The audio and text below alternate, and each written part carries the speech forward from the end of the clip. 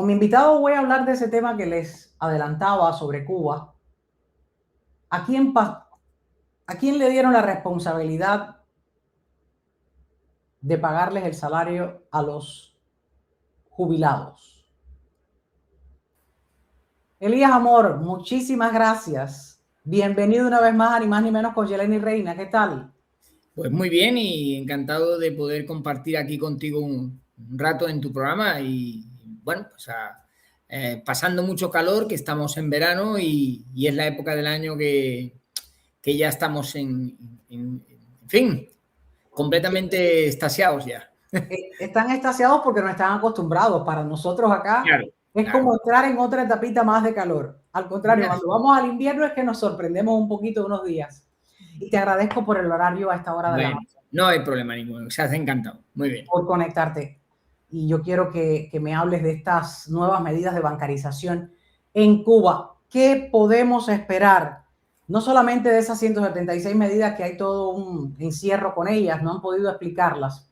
¿Qué podemos hacer con las medidas que han anunciado en la televisión oficialista? Se las voy a poner para que me ayude a descifrarlas, porque han tomado al personaje de la directora Juana Lilia Delgado Portal, a la presidenta del Banco Central de Cuba, para hacer un anuncio que ya se veía venir, pero no de manera oficial.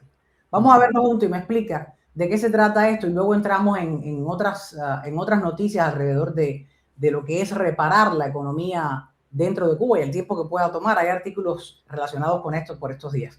Vamos a ver estas declaraciones primero. La problemática, aunque afecta a toda la población, provocando interminables colas, es mucho más sensible en sectores de mayor vulnerabilidad, como el caso de los jubilados. En este sentido, se ha ideado el pago a este sector a través de comercios cercanos a su residencia.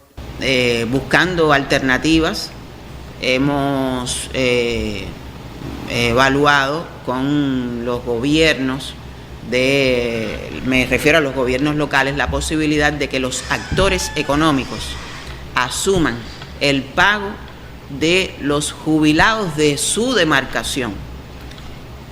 Ellos tienen obligaciones de depositar el resultado de sus ventas diariamente en los bancos.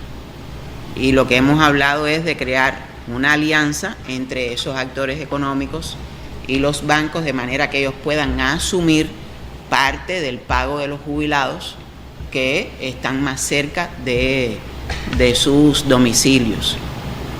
Ha habido una gran aceptación de sobre esta medida. Estamos hablando, por tanto, de tratar de que los jubilados no tengan que acudir al banco, sino que en esos comercios que están cerca de sus casas ellos puedan allí cobrar sus jubilaciones. Es un beneficio mutuo que estamos dando, porque por una parte estamos acercando a los jubilados al cobro de sus jubilaciones más cerca de su casa, sin necesidad de hacer esas colas, y por otro lado también estamos dando facilidad a esos comercios que no tienen que acudir al banco a depositar esas cantidades de efectivo. Su opinión al respecto, porque yo no lo entendí y quiero que me explique.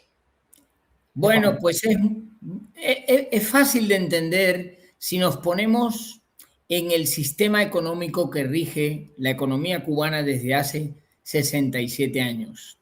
Tú escucha a esta señora, presidenta del Banco Central de Cuba, que dice lo siguiente: los comercios todos los días en Cuba están obligados a llevar el resultado de su actividad comercial al banco y depositarlo en la cuenta corriente del banco. Es decir, la actividad económica que se genera en el comercio, en lugar de destinarse a otras cosas, se vuelve de nuevo a las arcas del Estado. No hay un flujo circular como en la economía de mercado que vivimos nosotros, en Miami, en España, sino que lo que sale del Estado vuelve de nuevo al Estado. Entonces, esta señora dice: en lugar de que vengan al banco, les vamos a dejar que pongan en la caja extra, que es un instrumento que se abrió hace unos años para que los comercios pudieran hacer frente a determinado tipo de pagos muy, muy tasados y muy concretos, y que con el dinero que les obtienen de la venta diaria y que tenían que llevar al banco, en lugar de llevarlo al banco, lo ponen en esa caja extra y con eso pagan las pensiones de las personas mayores que viven cerca del comercio. Y así esas personas no tienen que ir a los bancos en donde les esperan seguramente largas colas para poder cobrar. Aquí nos encontramos con las telarañas, por llamarlas de alguna manera, en las que viven atrapados los cubanos por el sistema económico marxista-leninista. Un sistema del que todo gira alrededor del Estado. No hay una actividad privada independiente del Estado, sino que el Estado teje la telaraña y a sus distintos objetos los coloca en esa telaraña. Tú fíjate que cuando esta señora, la ministra, la presidenta del Banco Central, reconoce que las personas mayores, cuando van a los bancos, tienen que hacer largas colas para poder cobrar sus pensiones, lo que está reconociendo es que es la presidenta de un banco central que rige un sistema bancario ineficiente, en el que hay colas, porque la gente tiene que esperar para cobrar su pensión. Y por tanto, lo que ella tendría que hacer es mejorar el funcionamiento de esos bancos y no llevarse a los ancianos a los comercios cercanos a sus domicilios con la idea de que no tengan que ir a hacer esas colas de la ineficiencia. Pero es que hay más problemas, porque tú imagínate que un anciano llega a un comercio a cobrar la pensión y el del comercio le dice: mira, Elías, lo siento, pero no tengo dinero para pagarte porque se me acabó todo lo que tengo en la caja extra. ¿Y el anciano qué hace? Le va a dar un infarto. Lo más probable es que sufra y agonice por una situación que le es absolutamente injusta, porque no tiene por qué estar padeciendo para cobrar esa pensión que le corresponde después de muchos años de trabajo. Dicho esto, estamos ante un ejemplo clarísimo de lo torticera y de la mala estructura que tiene el sistema económico comunista de Cuba, que cada vez que quiere hacer algo, lo que hace es estropearlo todo. Hay algunos economistas con los que he hablado yo que ya han llegado a la conclusión de que esta medida es para intentar reducir la cantidad de dinero en circulación que hay en la economía. Pero yo no tengo esto tan claro porque el impacto de las pensiones todavía es muy pequeño en términos cuantitativos y la cantidad que se podía detraer por esta operación de llevar la ganancia del comercio al banco y en su lugar pagar las pensiones va a ser una cantidad tan ínfima que apenas va a tener repercusiones en la economía. En todo caso, es un cambio que me da la sensación de que va a durar poco tiempo. Como todos los cambios allí dentro que sufren transformaciones. Sí. Elías Amor, le quiero hacer una pregunta. Ya se venía, y yo traía las denuncias de comentarios que me hacían en el programa, ya se venía escuchando que el gobierno había pedido prestado dinero a los dueños de negocios, de MIPYMES, de sus gobiernos locales, para poder pagar estos salarios de jubilados. A mí me parecía imposible de creer. Pero al ver este anuncio de la televisión oficial, de la voz de la directora del Banco Central de Cuba, yo pregunto, ¿dónde está aquí, como dirían en inglés, where is the catch? ¿Dónde está el dinero? Si yo tengo una MIPYME y me toca pagarle 5 dueños de negocios de esta zona donde yo tenga el negocio, le pago, se distribuyen por jubilados y entonces ese dinero que yo me gané, que vendí mis productos, se lo estoy dando de salario a jubilados. Esa fórmula como que no la puedo leer. Tradúzcamela, por favor. Sí, a ver, en principio parece que solo se va a aplicar esta medida en los comercios estatales y en las MIPYMES estatales, que no son muchas, pero ya van siendo cifras realmente importantes. No llevan la intención de aplicarlo, como dijeron inicialmente, a los trabajadores por cuenta propia y a las MIPYMES privadas.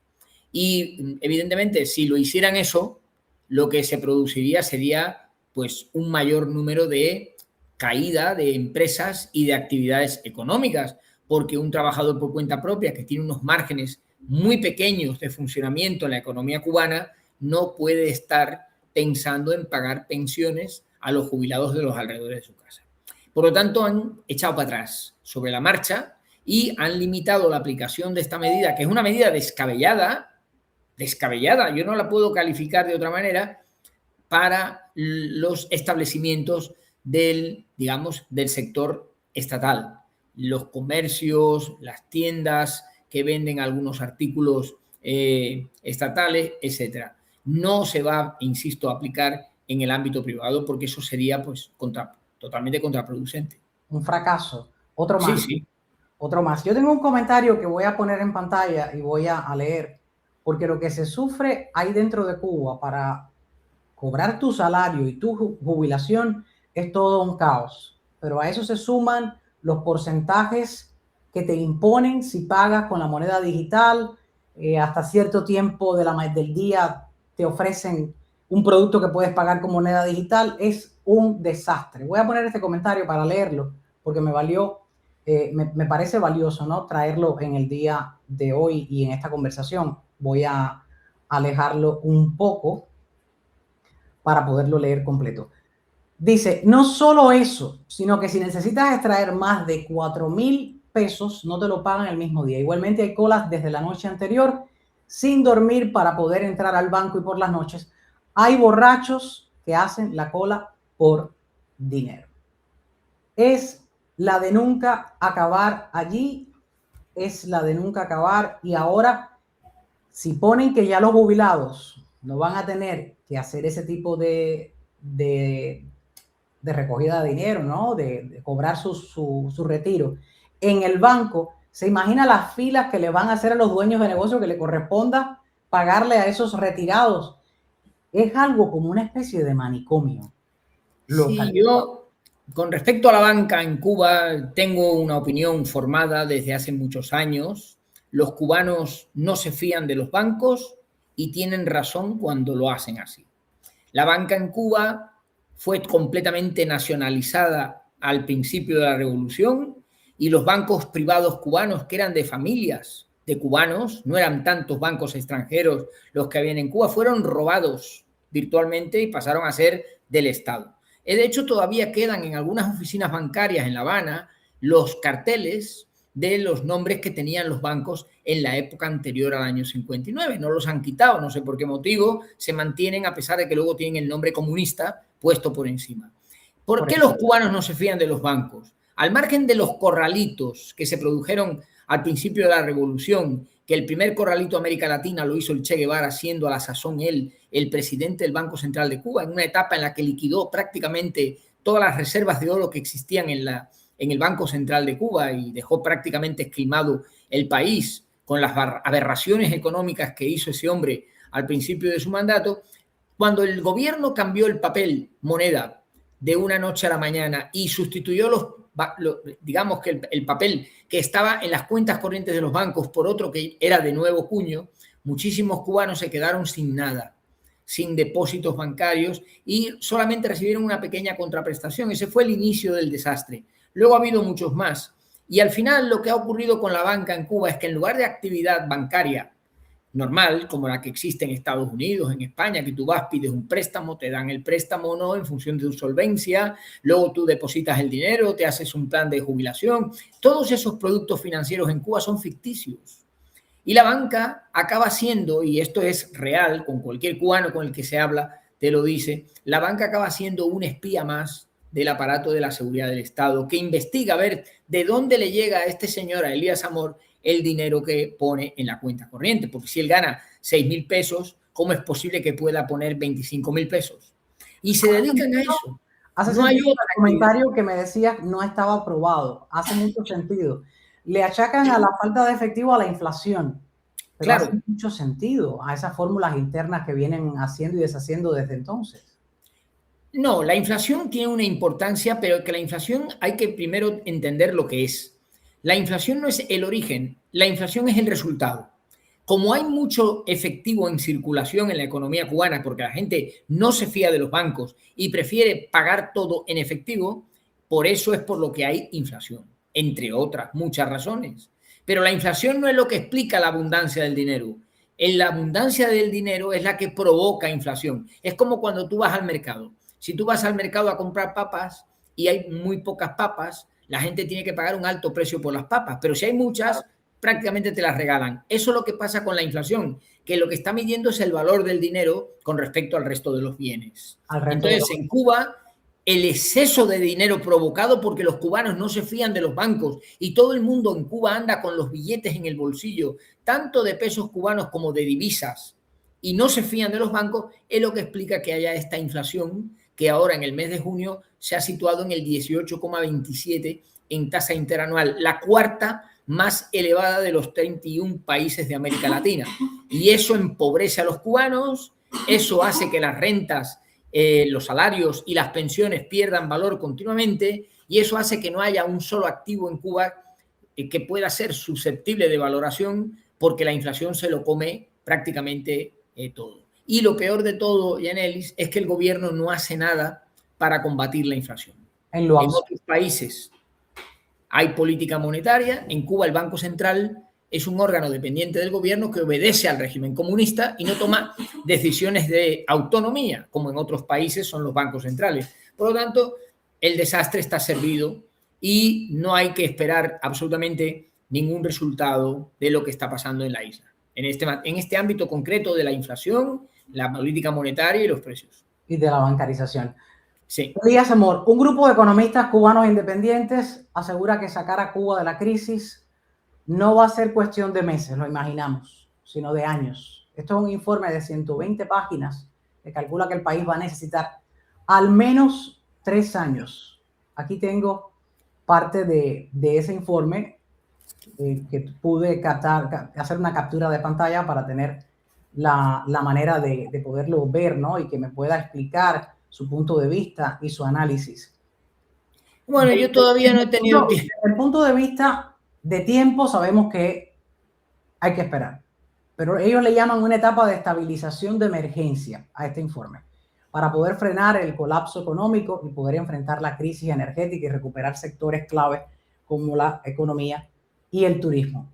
Su opinión al respecto, cuéntame, Elías Amor. Yo no le puedo dar mi opinión porque el documento creo que ha salido hace nada, muy poco tiempo, y antes de poder opinar sobre la tarea de unos colegas a los que aprecio y que me parece muy bien este trabajo, yo solamente me he detenido en un punto, que ellos hablan de que hay que crear en Cuba una economía social y de mercado, y yo creo que en eso vamos a tener algún punto de discusión.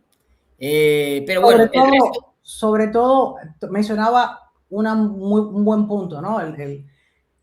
El ángulo de cada economista pues no se va a poder descifrar de la misma manera que en todos. Pero sí claro, quería mencionarle la parte del tiempo, no, del cómo, porque hay una gráfica que quiero traer que sostiene que se haga esto a través de Gaesa, que Gaesa refleje números, algo así.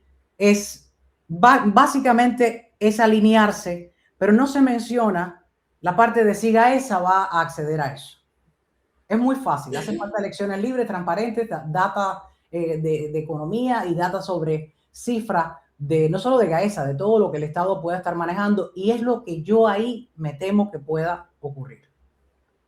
Yo le digo que no he leído el informe y no tengo una visión ni siquiera reduccionista, ni amplia, ni de ningún tipo del mismo, y esto será un tema que a lo mejor para este verano, debajo de la sombrilla en la playa, pues en algún momento de asueto, pues procederé a leerlo, porque es un informe más de los muchos que tenemos en este momento y que son absolutamente válidos para poner en marcha el funcionamiento de la economía cubana el día después.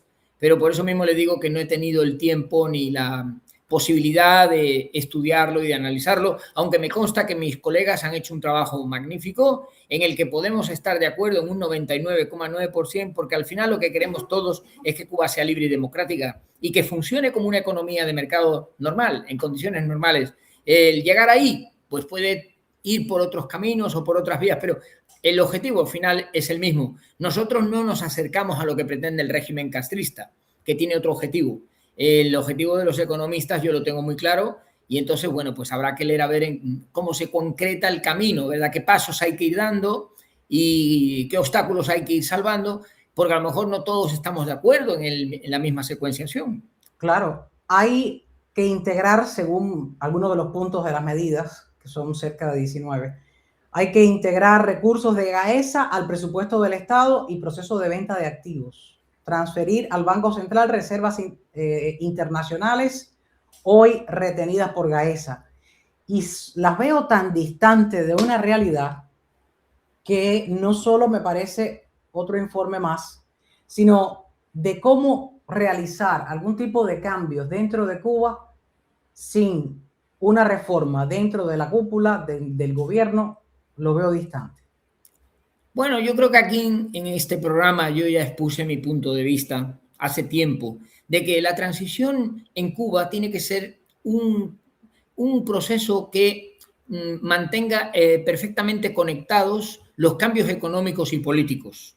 No se puede avanzar en lo económico y dejarlo de lo político detrás, porque entonces acabamos siendo Vietnam, China, y nadie quiere parecerse a esos países. Tampoco debemos, creo yo, acelerar el paso en los cambios políticos y olvidarnos de los económicos, porque entonces el pueblo va a decir en un determinado momento que hemos hecho aquí en este país, que nos ha llegado la democracia, que nos han llegado los partidos, pero seguimos pasando hambre y miseria.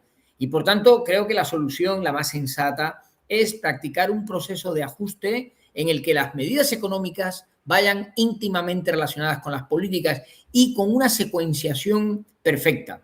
Y eso va a ser difícil, pero es que es de la única manera que se va a poder salir del atolladero. Y luego ya las medidas parciales, que si GAESA, que si la devolución de los activos a la gente, que si la producción agraria, que si el comercio exterior, todo eso ya se irá desarrollando por los agentes económicos privados. Porque la economía cubana tiene que ser dirigida por el sector privado. Esto lo tengo clarísimo. Hay que apartar las manos del Estado y reducir el Estado a la mínima participación, que en América Latina ronda el 24% del PIB, cuando en Cuba es más del 67%. Ahí hay 40 y tantos puntos de PIB, que eso es grasa ineficiente que hay que eliminar. Y con unos costes muy importantes desde el punto de vista social que habrá que asumir, porque no queda otro remedio. La verdad es que con eso, si esos costes se asumen, el resultado va a ser mucho mejor, que es lo que hay que trasladarle a la población. Pero lo que no puede ser es que Cuba siga renqueando como un paquidermo enfermo, un paquidermo estalinista en pleno siglo XXI. Eso no tiene sentido ninguno. Hay que devolver toda la economía al sector privado, como pasaba en el año 59. Y, bueno, pues si eso no estamos de acuerdo, que yo creo que sí, que hay un amplio acuerdo en esa cuestión, pues lo que hay que hacer luego en política es diseñar las estructuras jurídicas y políticas necesarias para que eso se pueda conseguir. Sin lugar a dudas, y vamos a estar pendientes, y le voy a agradecer pues regrese una vez tengamos y estemos más cerca de conocer la verdadera fórmula de la reparación desde dentro de Cuba y ponernos todos, ¿no?, en la misma página de actualidad sobre lo que ocurra allí dentro. Porque el régimen sigue dando información y medidas que no solucionan absolutamente nada. Es más de lo mismo, siguen en el mismo círculo. Yo diría que hasta más. Van como el cangrejo, hacia un lado y hacia el otro, pero ni uno adelante ni uno atrás. Esta nueva medida y esta nueva información del régimen me deja solo decir eso. No, bueno, esto estaba incluido dentro de las 176 medidas que anunciaron en estos 23 ejes temáticos, y en concreto una de las medidas era las de carácter social, que pusieron mucho énfasis en esta idea de que las pensiones a las personas mayores se les pagasen en establecimientos cercanos a su domicilio. Por lo tanto, ya lo han puesto en marcha o ya lo quieren llevar a la marcha, y no sabía yo que iba a caer en manos de la gobernadora del Banco Central de Cuba. Se ve que esta señora está haciendo carrera política, porque los primeros que han lanzado las medidas del programa de 176 han sido Marrero, Pérez Roque Fraga y ella. Los demás están durmiendo en el sueño de los arcángeles. No tienen tampoco tanta rapidez. Tanta participación. Hay que echarle la culpa a unos pocos más, porque como son tan pocos a cargo de esa cúpula, yo creo que necesitan quórum. Elías Amor, economista, mil gracias por acompañarme desde Europa a esta hora. Felicidades por el triunfo de España. Muchísimas gracias. Estamos que no cabemos dentro de nosotros mismos, porque es un triunfo muy bonito de un equipo de jóvenes que nos prometen que va a haber campeonatos para varios años por delante. Sí. Muy buen juego, realmente. Gracias una vez más. Les invito a que aprendan conmigo a cómo suscribirse al canal si es que no lo ha hecho todavía. Es muy sencillo. Muchas personas me dicen, te veo desde mi celular, pero no me llegan las notificaciones de cuándo sale tu programa. Esta es la manera de hacerlo. Les voy a poner en pantalla la pantalla, valga la redundancia, del teléfono que tengo en mis manos. ¿Cómo no perderse uno de los programas de Ni Más Ni Menos con Yelenis Reina? Vayan a la aplicación de YouTube en su teléfono móvil. Luego a la lupita que tienen encima a la derecha, ahí van a escribir mi nombre, Y-E-L-E. Rápidamente les va a salir en la primera línea Yelenis Reina, con solo escribir 2 o 3 letras. Yelenis Reina, ahí le hacen clic. Ahí están viendo la portada del canal de Yelenis Reina, donde pueden ver Ni Más Ni Menos con Yelenis Reina. Justo donde dice suscribirme, le hacen clic, ya está suscrito. ¿Qué pasa? Debajo va a tocar donde dicen suscrito, pero ahí va a tocar todas. Ahí está saliendo debajo. Dice notificaciones. Dice personalizadas. Usted escoge. Yo le voy a dar todas, porque yo quiero saber cuándo mi programa está en el aire. Si usted lo hace y se suscribe, mil gracias. Si no lo ha hecho y alguna persona que conozca del programa no lo ha hecho, pues compártale este video para que aprenda y no se pierda ninguno de los programas de Ni Más Ni Menos con Yelenis Reina. ¿Quién sabe? Y un día, si está suscrito, puede ganarse algún regalito.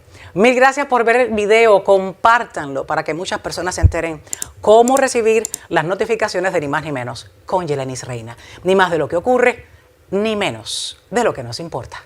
Mil gracias.